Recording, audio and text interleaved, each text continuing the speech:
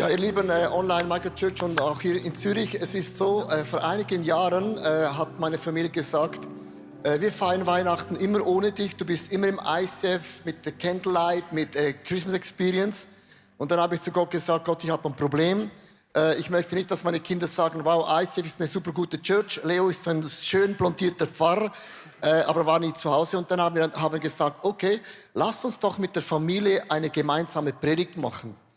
Und das ist dann so entstanden. Am Anfang mussten sie nur 3 Sätze sagen. Ich habe ihnen das vorgeschrieben. Und heute sieht man, sie ein bisschen älter geworden, größer geworden. Und das, was du heute siehst, ist eigentlich ein Produkt aus einer Not, den wir hatten in der Familie. Und heute können wir sagen, jetzt sind wir eine Familie, die zusammen predigt. Aber es war nicht immer so, sondern es war gewesen. Ich bin im ICF und sie sind zu Hause. Und ich sage dir immer wieder, wenn du eine Not hast, wenn du zu Gott dich hinstreckst, wird Gott dir Ideen geben, auf die du niemals gekommen bist. Und Gott kann größere Dinge bewirken, als du dir jemals nur träumen oder auch nur vorstellen konntest. Und das ist für mich immer so bereits eine Botschaft, bevor die Botschaft beginnt. Das ist eine Botschaft, wenn du treu bist und dein Leben auf Gott baust, macht Gott große Wunder. Lass uns für das Gott einen Applaus geben, weil I'm very proud. So proud. So, heute ist das Thema, Gott steht zu seinem Versprechen. Und ich habe ein Bild mitgebracht, ganz am Anfang von der Weihnachtsgeschichte. Wir kennen das alles, so das Krippenspiel, oder? So ein wunderbares Bild. Man hat Maria und man hat Josef und man hat die Hirten, man hat die Schafe und die Sterndeuter, alle sind da.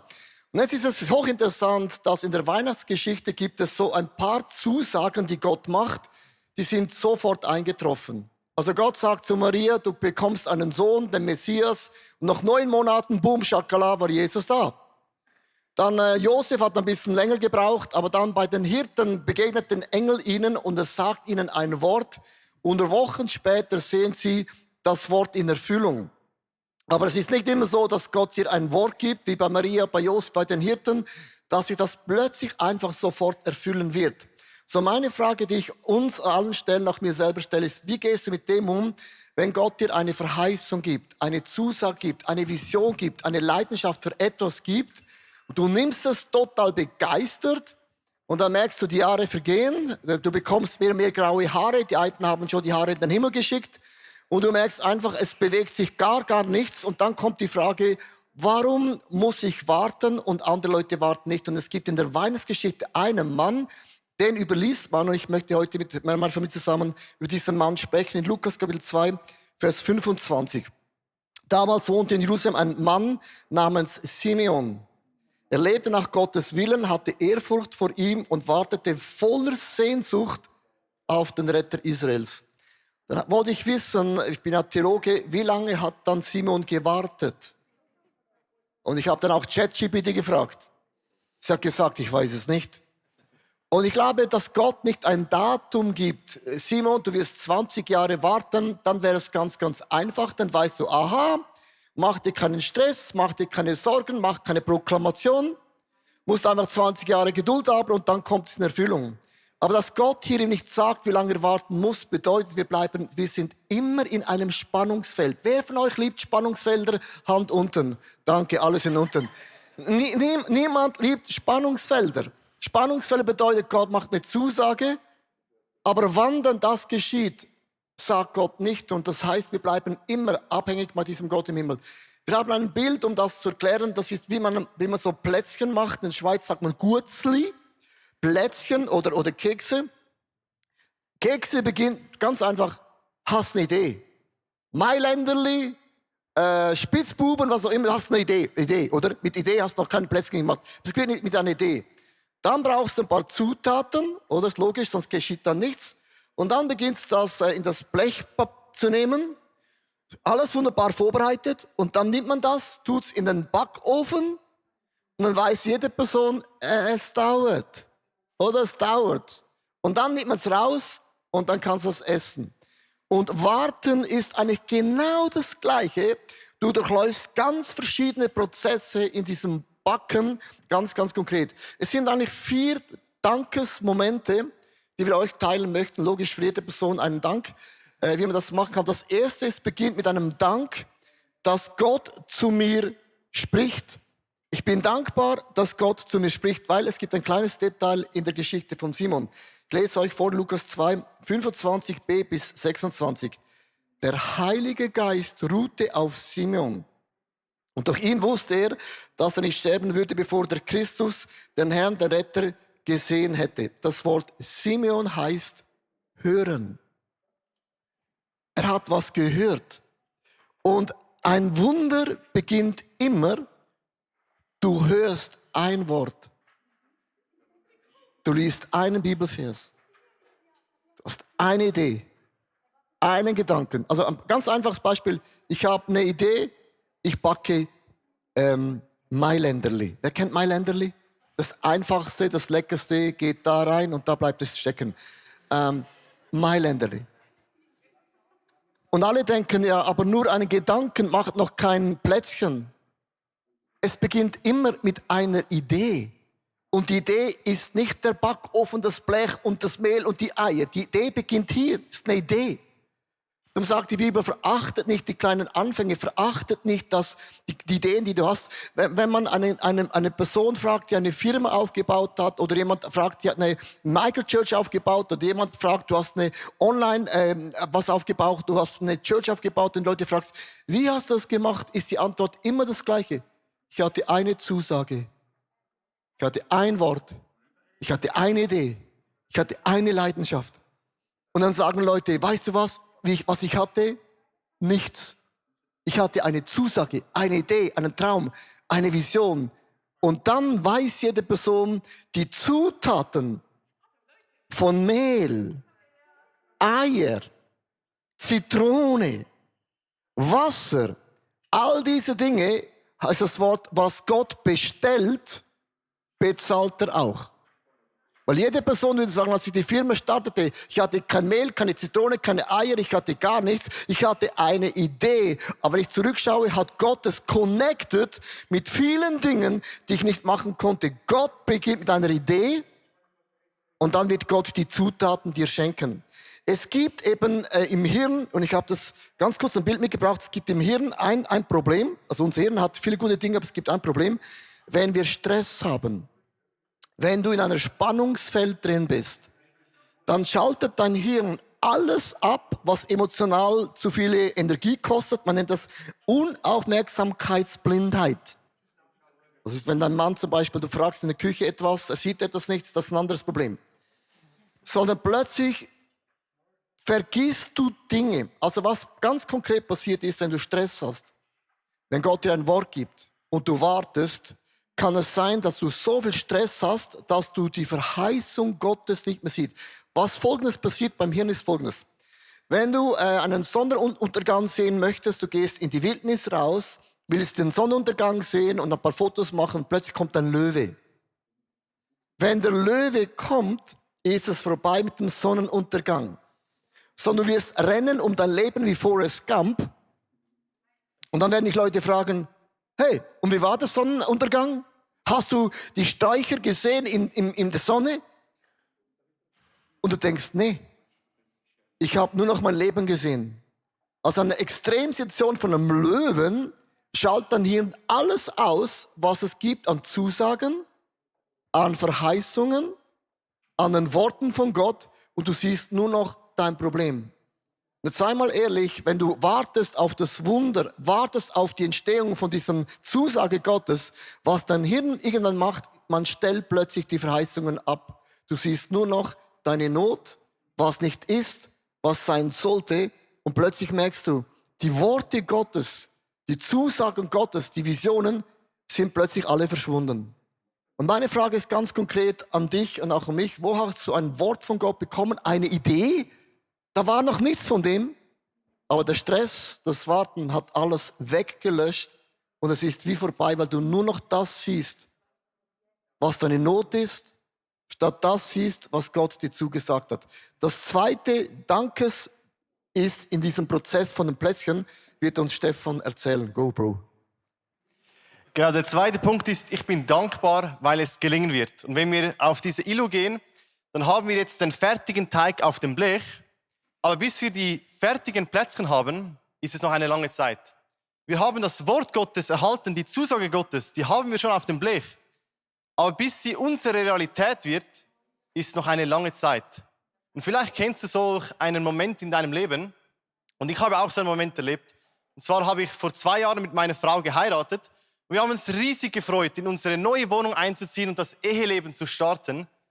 Und nach nur wenigen Tagen haben wir festgestellt, dass in der frisch renovierten Wohnung mehrere größere Mängel waren.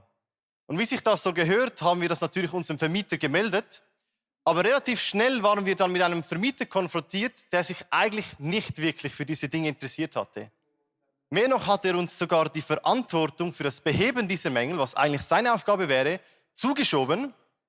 Und darauf hat er uns sogar noch beschuldigt, diese Mängel aktiv selber herbeigeführt zu haben, obwohl sie offensichtlich von der Wohnung stammten. Und zu guter Letzt, obendrauf als Höhepunkt von diesem Konflikt, hat er uns sogar noch eine Kündigung ausgestellt, weil wir eben diese Mängel nicht behoben hatten. Und so fanden wir uns nach nur wenigen Monaten in unserer Ehe mit der Situation konfrontiert, dass wir zu Unrecht aus unserem neuen Zuhause geworfen wurden. Also wir standen da und wir wussten nicht, wie geht es jetzt weiter. Denn während dieser Zeit haben wir uns immer wieder an die Zusage Gottes erinnert, die er uns durch die Bibel gegeben hat. An den Teig, den wir schon auf dem Blech hatten. Die Zusage war, er ist unser Jahwe Tzidkenu. Er ist der Herr unserer Gerechtigkeit. Das war die Zusage, das Wort, das wir erhalten hatten. Aber bis das Wort dann unsere Realität wurde, war noch ein langer Weg. Aber wir wussten, Gott verspricht uns niemals etwas, was er nicht hält. Und deshalb haben wir an dieser Zusage, an diesem fertigen Teig auf dem Blech festgehalten. Und wir haben uns immer wieder in Erinnerung gerufen, hey, Gott ist unsere Gerechtigkeit und er verspricht das und deshalb wird er für Gerechtigkeit sorgen. Und das Problem ist in dem Moment, du hast die Zusage, aber die Realität ist eine andere. Aber was es macht, wenn du das aussprichst und du dem Glauben schenkst, ist, dass der Fokus weg von dem Problem geht, hin zu seiner Zusage. Also es wechselt der Fokus von der Realität, die du jetzt gerade erlebst, zu seiner Zusage, weil du weißt, dass es gelingen wird. Und was das macht in deinem Herzen, ist, dass du dankbar werden darfst, weil du weißt, dass es gelingen wird. Und schau, ich weiß nicht, was deine Situation ist, wo du vielleicht aktuell gerade drin bist, aber ich kann dir sagen, in der Bibel gibt es so viele verschiedene Zusagen, die uns Gott gibt. Er stellt sich uns vor als Jahwe Rapha, der Gott ist unser Heiler, als Jahwe Nissi, er ist unser Sieg, als Jahwe Jireh, er ist unser Versorger und als Jahwe Tzidkenu und noch viele weitere. Der Herr ist unsere Gerechtigkeit. Und Gott verspricht niemals etwas, was er nicht auch halten will.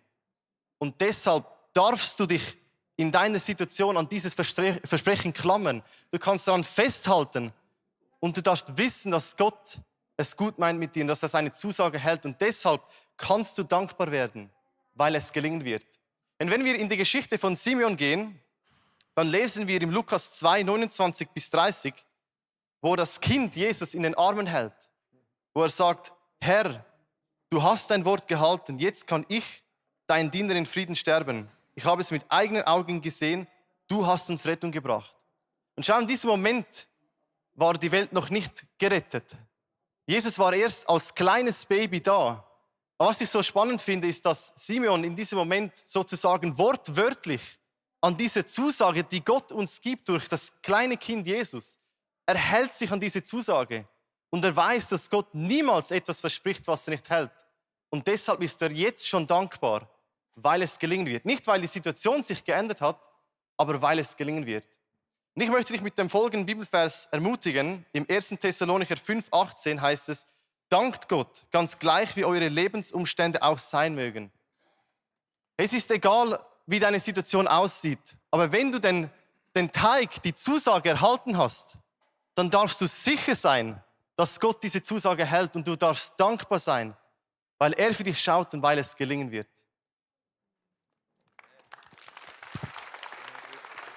Ja, wenn es um Dankbarkeit geht in unserer Generation, in unserer Kultur, dann sind wir uns gewohnt, dass Dankbarkeit immer ans Ende eines Prozesses gehört und nicht in die Mitte eines Prozesses. Es heißt ja auch, du sollst den Tag nicht vor dem Abend loben. Und genau so gehen wir mit Gott um. Wir sagen ihm erst Danke, wenn das Gebet erhört ist. Wir sagen ihm erst Danke, wenn die Krankheit geheilt ist. Erst danke, wenn die Probleme gelöst sind und erst danke, wenn der Job bereits da ist. Aber nicht, während wir mitten in diesem Prozess stecken. Spannenderweise sehen wir aber, dass Simeon einen ganz anderen Umgang mit Dankbarkeit hat, als wir uns das gewohnt sind. Als er Jesus in den Händen hält, sieht er noch nicht den Retter auf dem Thron. Er sieht ein kleines, verwundbares Baby, das nichts anderes tun kann, als zu schlafen, zu schreien, es muss die Windel gewechselt kriegen und sonst macht es nichts.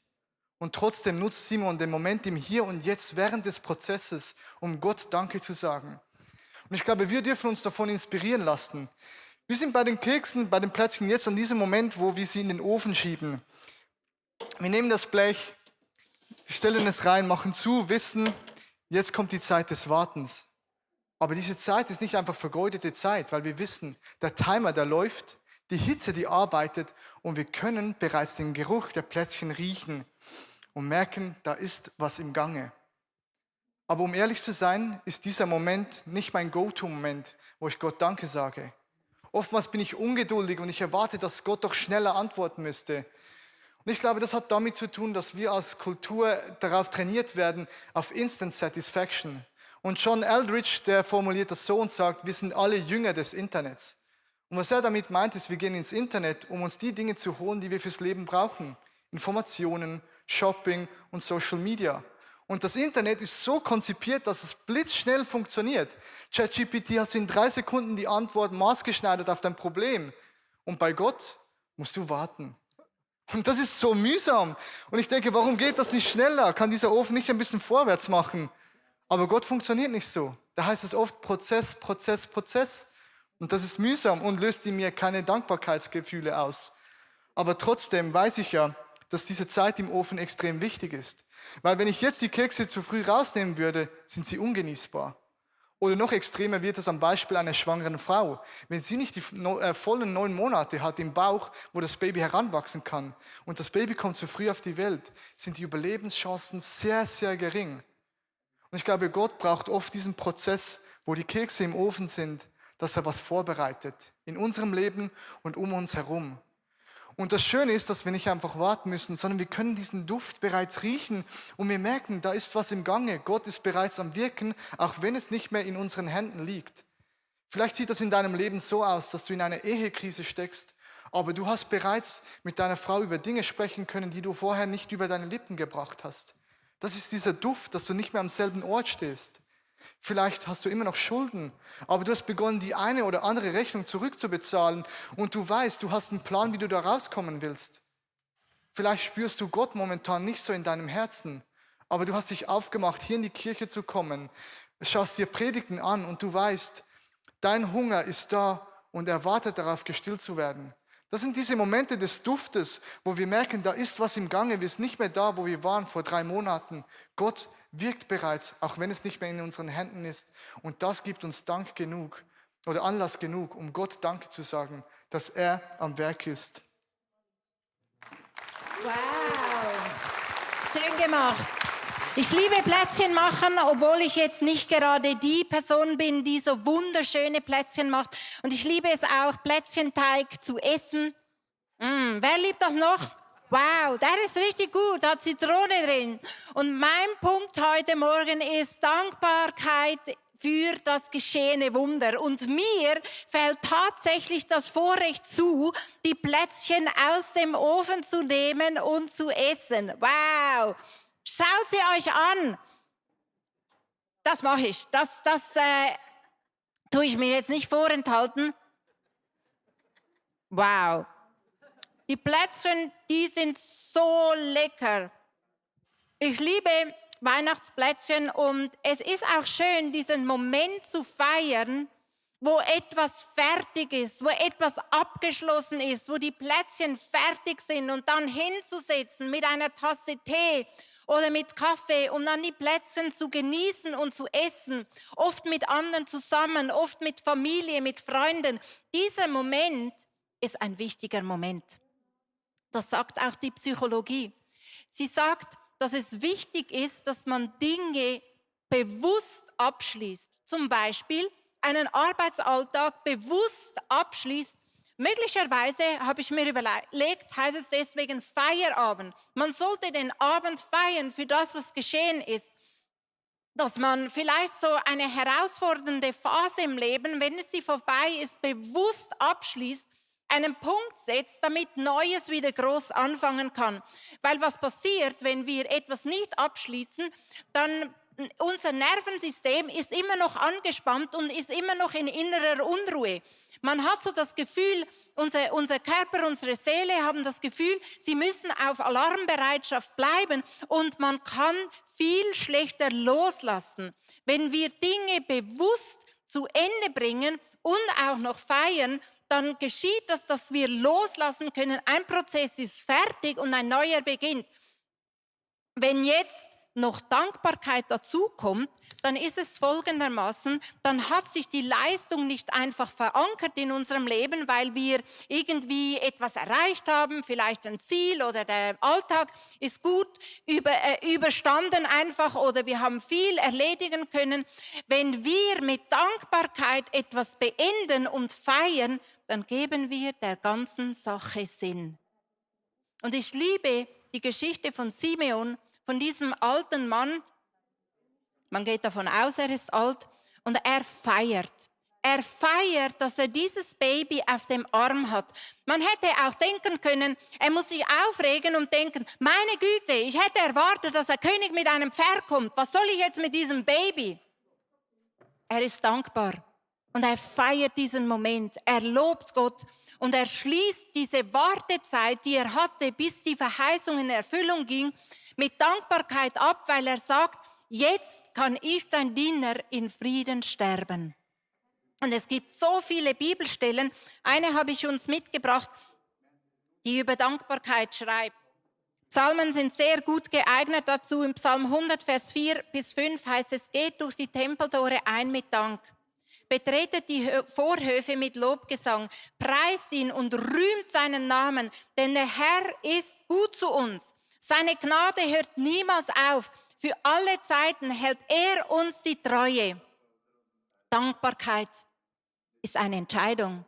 Das ist nicht ein Gefühl. Das ist das, wofür ich mich entscheide. Und wenn es dir schwerfällt, in einer Situation einfach dankbar zu sein, zum Beispiel am Ende eines Tages, den du als misslungen einstufen würdest, dann nimm diesen Vers hervor, beginne ihn laut zu lesen, weil es heißt, seine Gnade hört niemals auf. Für alle Zeiten hält er uns die Treue. Und dann beginne ich von vorne. Ja, ich gehe durch die Tempeltore ein mit Dank. Ich betrete die Vorhöfe mit Lobgesang. Ich preise ihn, ich rühme seinen Namen. Und es beginnt etwas in mir, dankbar zu werden, weil ich es anfange auszusprechen. So lange, bis die Gefühle nachkommen. Weil Dankbarkeit ist eine Entscheidung. Vor ungefähr 7 Jahren sind wir in eine Wohnung umgezogen und die Wohnung war alles neu, wunderschön, schöner Ort. Es war effektiv meine Traumwohnung von 100 Wohnungen, die in diesem ganzen Gebäude sind, habe ich gesagt, also gut, also wenn ich eine auslesen kann, dann hätte ich gerne diese. Durch ein Wunder genau diese bekommen. Du kennst vielleicht diese Geschichte. Wir sind eingezogen, es war gerade Juni, also das heißt, ich bin mit Sonnenaufgang aufgestanden, mit Sonnenuntergang wieder ins Bett. Die Stimmung vom Morgenaufgang und Untergang, die liebe ich. Und ich habe gedacht, wow, in dieser Wohnung werde ich Gott ewig dankbar sein. Jeden Tag werde ich durch die ganze Wohnung durchgehen und ihm nicht aufhören zu danken. Und es hat auch recht lange angehalten, muss ich sagen. Immer wieder, wow, danke Jesus für die schöne Wohnung. Bis vor ein paar Wochen, eigentlich aus reiner Neugierde, habe ich eine andere Wohnung angeschaut. Und ich bin immer offen für Neues und so. Und ich habe eine Wohnung angeschaut, die war größer, besser, die war einfach von allem mehr. Kam ich zurück in unsere Wohnung, da habe ich gedacht, meine Güte, wo wohnen wir denn? Das ist ja sowas von einem Downgrade. Und du hast genau da die Möglichkeit, dich zu entscheiden. Und ich habe mich zurückerinnert, wie dankbar, dass ich vor 7 Jahren war. Und ich habe mich entschieden und angefangen, Gott Danke zu sagen. Danke Gott, dass wir hier wohnen. Danke Gott für diese Wohnung. Danke, dass ich damals so dankbar war für das Wunder, das du damals gemacht hast. Und ich habe mich wieder daran erinnert. Und auf einmal ist mir das Bewusstsein so groß geworden, dass ja das auch schon ein Wunder war. Und ich habe so gemerkt, du hast die Möglichkeit, dich zu entscheiden, ob du in den Dankbarkeitsweg gehst oder nicht.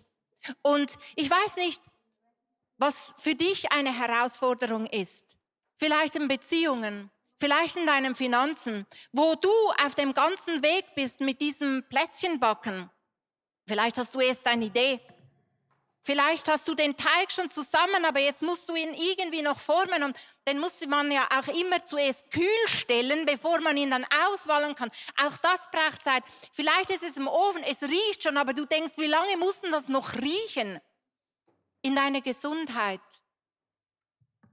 vielleicht auch in deinem Glauben, in deiner Beziehung mit Gott. Und wo ist es an der Zeit, dass du zurückschaust auf das, was Gott bereits getan hat? Die vielen kleinen Momente. Dankbarkeit ist eine Entscheidung und dazu lade ich dich ein. Vielleicht ist es, dass du dankbar bist, dass du eine Idee hast. Vielleicht ist es, dass du dankbar bist, dass du schon mehr hast als die Idee, dass du schon einen Teig hast. Vielleicht weißt du gar noch nicht, was du daraus machen sollst. Vielleicht hast du die Dinge schon im Ofen und vielleicht schaust du zurück und merkst, stimmt, der gestrige Tag, die Familienfeier, ist ja besser herausgekommen, als ich gedacht habe. Vielleicht sage ich einfach mal Danke. Vielleicht gehe ich auf die Knie für all die Male, wo Gott mir schon geholfen hat, auch wenn ich mich jetzt gerade so fühle, als wäre er irgendwo im Nirgendwo. Dankbarkeit macht unseren Körper, unsere Seele und unseren Geist gesund. Und ich lade dich ein, dich gerade während diesem Solosong, den wir jetzt hören werden, nochmal daran zu erinnern, wo hast du Dinge, wo du Gott ganz bewusst Danke sagen kannst, auch wenn nicht alles fertig ist, auch wenn nicht alles gut ist. Weil Dankbarkeit richtet unseren Blick auf den Gott, der seine Versprechen hält.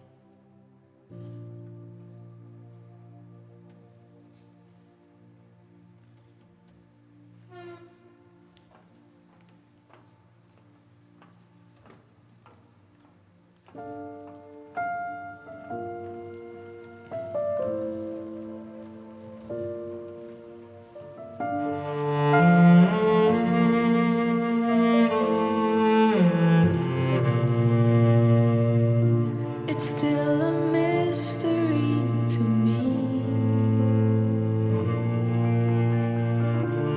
how the hand of God could be so small,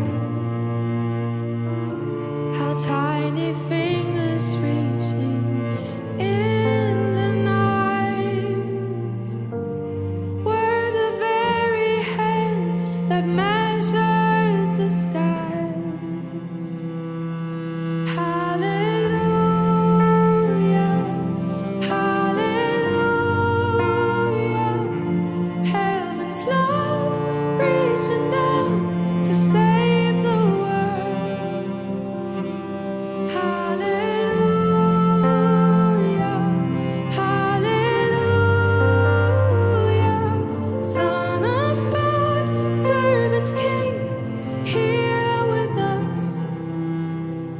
You're here with us.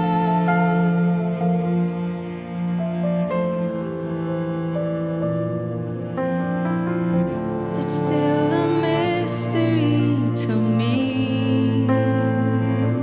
No, how his infant eyes had seen the dawn of time, how his ears have heard an angel sing.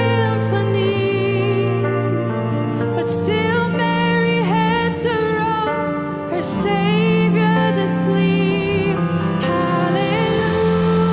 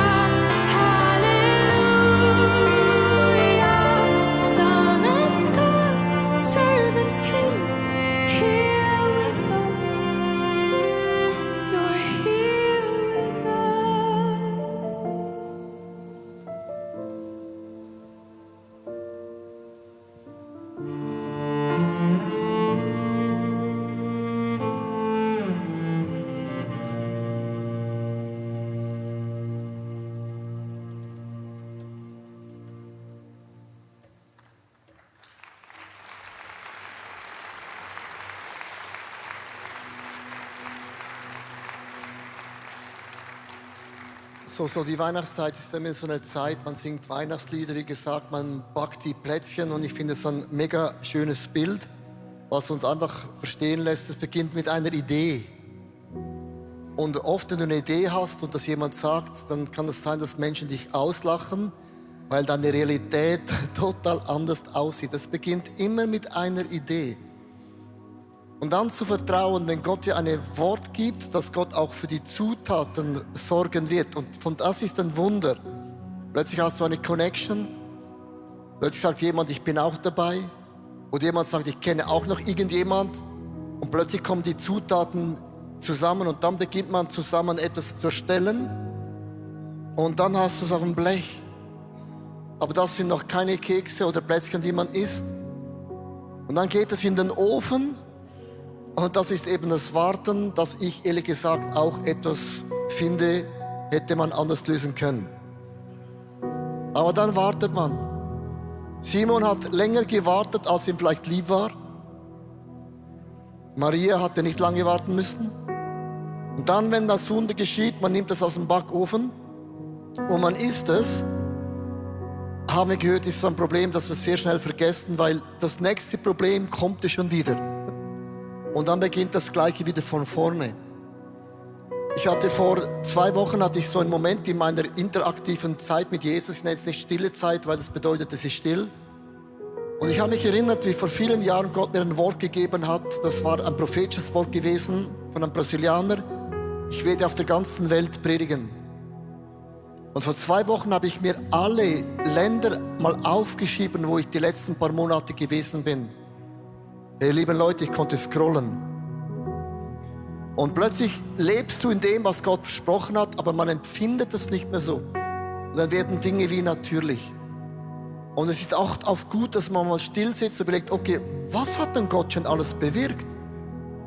Es gibt Microchurches, die hatten kein großes Gebäude. Ihr seid gewachsen. Es kamen neue Leute dazu. ICF Zürich, wir sind gewachsen, es kommen neue Leute dazu. Wir haben Leute getauft. Wir haben von Dingen, die wir geträumt haben, haben sich erfüllt. Sonntagabend über 2000 junge Leute in der Church. Wir haben geträumt von einer Revival, Next Generation. Die Leute kommen von St. Gallen, von Bern, von überall.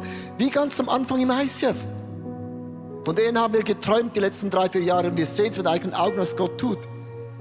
Ich möchte bewusst sagen, was ist das, was Gott dir ein Wort gegeben hat,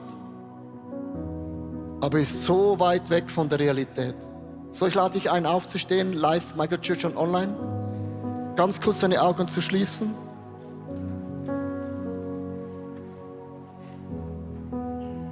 Jesus, ich danke dir für das eine Wort, das du mir anvertraut hast. Danke für deine Zusage, für deine Zusagen. Danke für diese Orte, wo ich eine Leidenschaft bis heute habe. Und die Leidenschaft ist nicht gebrochen. Ich bitte dich heute, gib mir Kraft in diesen Wartemomenten, nicht undankbar zu sein, nicht Dinge zu tun, die nicht im Segen von Gott sind, sondern hilf mir zu vertrauen, dass du etwas in mir bewirkst, bevor du etwas durch mich bewirken wirst. Aber ich rieche bereits schon die ersten Ansätze von dem Wunder, das du bewirken wirst.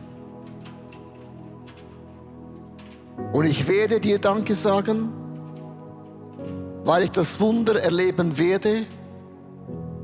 Darum sage ich dir jetzt schon Danke für das, was du in deiner Kraft bewirken wirst. Und das Wort Amen heißt, so sei es. Darum das stärkste Wort beim Gebet ist immer das Amen. Das ist ein Ausdruck in der sichtbaren, in der unsichtbaren Welt. Es wird so sein und es wird im Namen Gottes so geschehen. Dann lasst uns das zusammen deutlich und klar sagen. Amen. So sei es. Amen.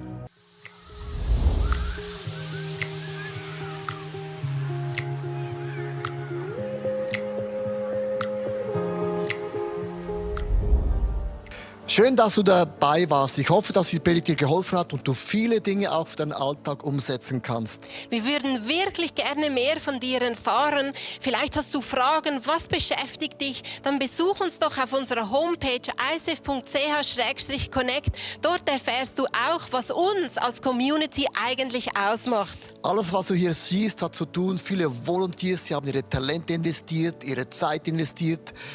Auch ganz konkret Finanzen, weil ohne Finanzen ist das alles gar nicht möglich. Ja, und das hier ist unsere Einladung an dich, Teil von diesem Großen zu werden, was Gott tut, auch mit deinen Finanzen, weil es ist so viel Technik, es sind so viele Investments, die wir machen, dass das alles möglich ist. Und mit deinen Finanzen kannst du da einen Unterschied machen. Und noch eine kleine Sache. Abonniert den Kanal, macht einen Daumen hoch, schreibt was in den Kommentar rein, weil es wird uns helfen, dass Leute plötzlich von dieser Sendung hören, weil wir wollen ja die beste Botschaft rausbringen an Menschen, die noch nie von diesem Gott gehört haben. Also, bis zum nächsten Mal.